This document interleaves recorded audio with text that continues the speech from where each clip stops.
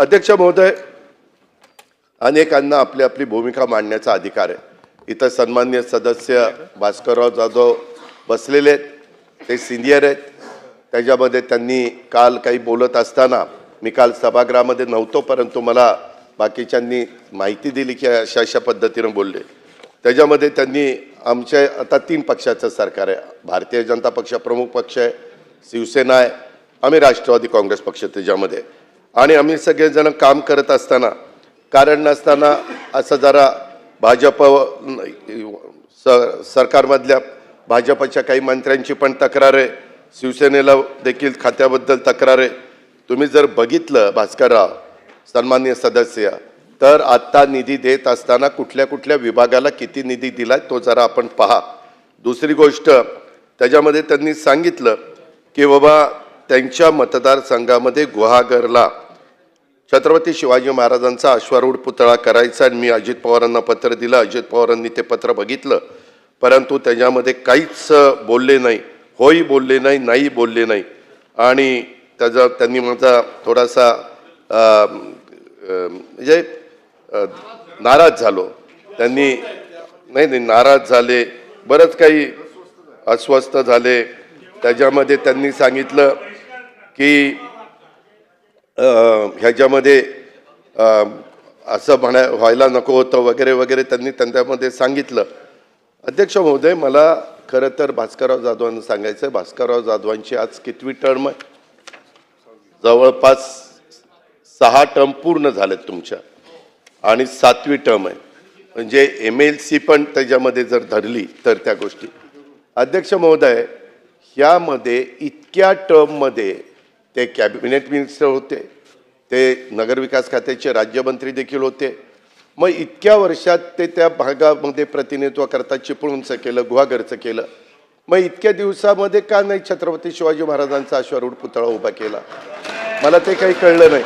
आमच्याच वेळेस त्यांनी सांगितलं की आमच्या गोगावले साहेबांच्या जिल्ह्यामध्ये नाही, रत्नागिरी जिल्ह्यामध्ये, सॉरी रायगड जिल्ह्यात नाही, रत्नागिरी जिल्ह्यामध्ये 7 तालुक्यामध्ये 8 तालुक्यामध्ये छत्रपती शिवाजी महाराजांचा पुतळा आहे, आणि एकूण 9 तालुके आहेत, आणि माझ्या इथं नाही.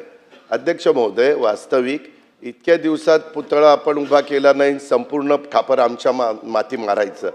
आम्ही तर छत्रपती संभाजी महाराजांचं खूप मोठं भव्य दिव्य स्मारक हे तुळापूर आणि वढूला चाललेलं आहे. मधल्या काळामध्ये जिथं महाराजांना, छत्रपती संभाजी महाराजांना शेवटच्या काळामध्ये एक फितुरी केल्यामुळं काहींनी पकडण्यात आलेलं आहे, तो इतिहास आपल्याला सगळ्यांना माहिती आहे. तिथं पण भव्य दिव्य स्मारक संगमेश्वरला, चिपळूण तालुक्यामध्ये, संगमेश्वर तालुक्यात चिपळूण विधानसभा मतदारसंघामध्ये अशा पद्धतीनं आपण अध्यक्ष महोदय त्या ठिकाणी करतोय. आणि ह्या सगळ्या गोष्टी करत असताना त्यांनी त्याच्यामध्ये हे अर्थ खातं ते काही मालक आहेत का? अर्थमंत्री कोणाला पैसे देणार? अर्थमंत्री कसे ठरवू शकतात? अध्यक्ष महोदय, त्यांनाही माहिती आहे की अर्थ खातं सगळ्याला निधी देतं. त्याच्यावर अजित पवारची अर्थमंत्री सही असली तरी एकनाथराव शिंदे साहेबांची पण सही उपमुख्यमंत्री म्हणून असते, मुख्यमंत्र्यांची पण सही त्याच्यामध्ये असते, कॅबिनेट त्याला सगळ्याला मान्यता देते. आणि एकदा निधीचं वाटप झाल्यानंतर त्या त्या विभागाच्या मंत्र्यांना तो अधिकार असतो कुणाला किती निधी द्यायचा, म्हणजे त्याच्यामध्ये कुठलं तरतूद कुणाला किती करायची, ते सगळं असताना त्यांनी इतकं वेगळ्या पद्धतीनं आपल्याला सगळ्यांना 5:30ला अध्यक्ष महोदय मांडण्याचा प्रयत्न त्या ठिकाणी केला. तरी माझं वाचन दादा एवढं फास्ट नाही.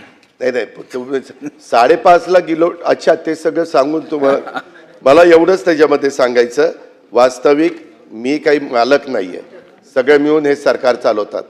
भास्करराव, तुम्हाला जर बोलायचं असतं तर मला खरंच खूप बोलायचं होतं, परंतु आता बेल वाजायला लागली, मला वाटलं नाही मला एवढा वेळ लागेल.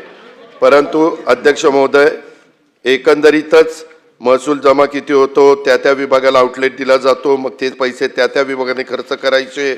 मग अर्थमंत्री कोण स्वतःला समजतात, मी कुणाला कोण समजत नाही. मी राज्याचा अर्थमंत्री आणि नियोजन मंत्री आहे. जो मला अधिकार आहे, जो विधिमंडळाने दिलेला आहे, जो मंत्रिमंडळाने दिलेला आहे, त्याच्या बाहेर मी यत्किंचितही जात नाही.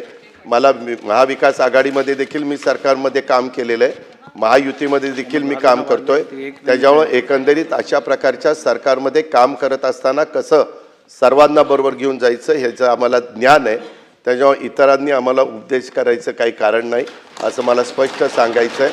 त्याच्यामुळं कुणाचा तरी राग माझ्यावरही काढण्याचं काही कारण नाही. मला कुणालाही त्याच्यामध्ये दोष द्यायचा नाही.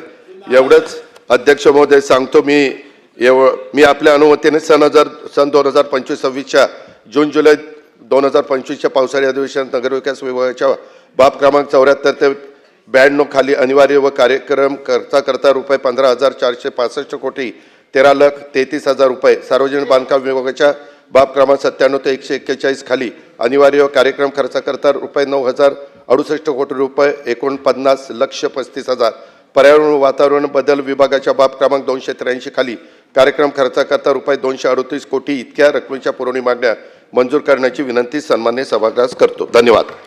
आता मी सन 2025-2026च्या पुरवणी मागण्यांवरील 1. नगरविकास विभाग, 2. सार्वजनिक बांधकाम विभाग,